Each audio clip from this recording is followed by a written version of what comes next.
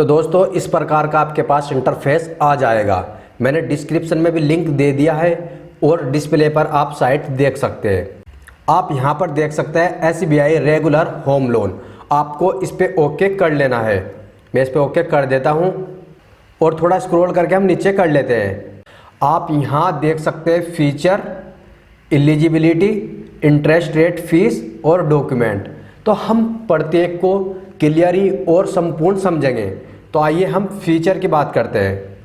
यहाँ पर आप देख सकते हैं home loan product to suit every customer need, मतलब कि इसमें यह है कि आपको जितना लोन चाहिए केवल आपको इतना ही मिल जाए। ऐसा नहीं कि आपको लाख में ही मिलेगा, या आप 1000 में भी ले सकते हैं। जैसे 25,000 चाहता है तो 25,000 भी ले सकते हैं। लो इंटरेस्ट रेट, मतलब कि सबसे कम इंटरेस्ट रेट पे। लो प्रोसेसिंग फीस, सबसे कम प्रोसेसिंग फीस पर। नो हिडन चार्ज, कोई अप्रत्यक्ष चार्ज नहीं होगा। नो प्री पेमेंट पेनल्टी, आपके पास कोई भी प्री पेनल्टी नहीं लगेगी। Interest charge on daily reduce balance, इसका मतलब यह है कि आपने 5 लाख लोन लिया है और आपने कुछ EMI भर दी है और आपके पास 3 लाख लोन रह गया है, तो आपको 3 लाख पे ही इंटरेस्ट देना होगा। जैसे ही जैसे आपका घटता जाए इस प्रकार से भी इंटरेस्ट उस पर घटता जाएगा।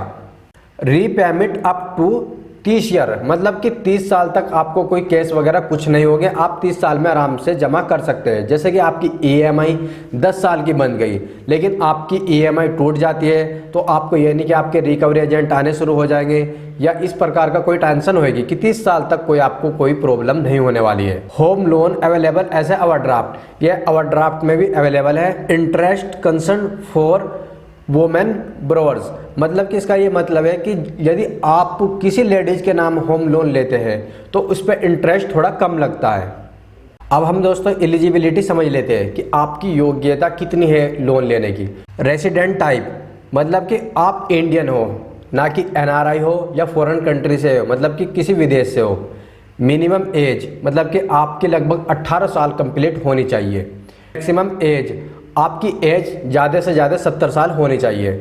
Loan tenor up to 30 year, मतलब कि ज़्यादा से ज़्यादा आपको 30 साल मिलेंगे। यहाँ पर आपको क्लिक करके पूरी एक्सेल की एक फ़ाइल दी जाएगी। जैसे कि मैं दिखा देता हूँ, ये आपको पूरी फाइल यहाँ पर आपको हर ईयर का पूरा प्रोसेस मिल जाएगा कि कितने साल में कौन सी कितने लोन पे कितना आपको इंटरेस्ट लगेगा। बात कर लेते हैं हम इंटरेस्ट रेट और fees. Interest rate will be very as per the risk score based on LTV of customer. Interest rate आपका निर्भर करता है कि आपका सिविल स्कोर कैसा है। यानी आपको एक लिमिट दे दी गई है कि यदि आप 10 लाख का लोन लेते हैं तो फिक्स रेट है। आपका शायद सिविल स्कोर अच्छा होगा तो आपका जो इंटरेस्ट रेट है वो कम हो सकता है। अब बात कर लेते हैं हम प्रोसेसिंग फीस की। 0.40 loan amount plus application GST। यदि आप 1000 रुपये का लोन लेते हैं तो आपको 40 पैसे का आपकी प्रोसेसिंग फीस होगी। मतलब कि मिनिमम आपकी फ़ीस जो होगी वो 10,000 होगी और मैक्सिमम जो फीस होगी वो 30,000 होगी और प्लस GST भी। बात कर लेते हैं हम डॉक्यूमेंट की। यहाँ पर आपको पेपर की पूरी डॉक्यूमेंट्री मिल जाएगी। आप यदि एम्प्लॉय है तो उसकी आइडेंटिटी कार्ड चाहिए। आप किसी भी कंपनी में काम करते हैं तो उसका एक आइडेंटिटी नंबर होता है, एक आइडेंटिटी कार्ड होता है, आपको वो भी चाहिए। एक ड्यूटी फिल फॉर्म भी चाहिए और उसमें आपको 3 फोटो लगाने होंगे। आइडेंटिटी चाहिए, जैसे कि पैन कार्ड हो गया, DL होगा, ड्राइविंग लाइसेंस मतलब वोटर ID कार्ड हो गया। इस प्रकार से एक प्रूफ चाहिए। प्रूफ ऑफ रेसिडेंट, मतलब कि आपके जो एड्रेस है उसका एक प्रूफ चाहिए। जैसे कि टेलीफोन का बिल हो गया, इलेक्ट्रिसिटी बिल हो गया, या वाटर बिल हो गया, या पाइप गैस बिल हो गया, या आपका पासपोर्ट हो गया, या DL हो गया, या आधार कार्ड हो गया। इस तरीके से जो आपका एड्रेस सही दर्शा वो आपको एड्रेस प्रूफ चाहिए। अब बात करते हैं हम प्रॉपर्टी पेपर की। इसमें आपको एक permission of construction where applicable, आपका एक कंस्ट्रक्शन परमिशन चाहिए। यहाँ पर चाहिए आपको रजिस्टर्ड एग्रीमेंट ऑफ सेल। कहने का मतलब ये है आपका बैनामा, या आप इसे रजिस्ट्री भी कह सकते हैं, तो आपको ये भी चाहिए। या आपके पास कोई एग्रीमेंट है वो भी आपका लग जाएगा। Occupancy certificate, in cash ready to move property, मतलब आप काम क्या करते हैं उसका आपको एक सर्टिफिकेट चाहिए, मतलब व्यवसाय का सर्टिफिकेट।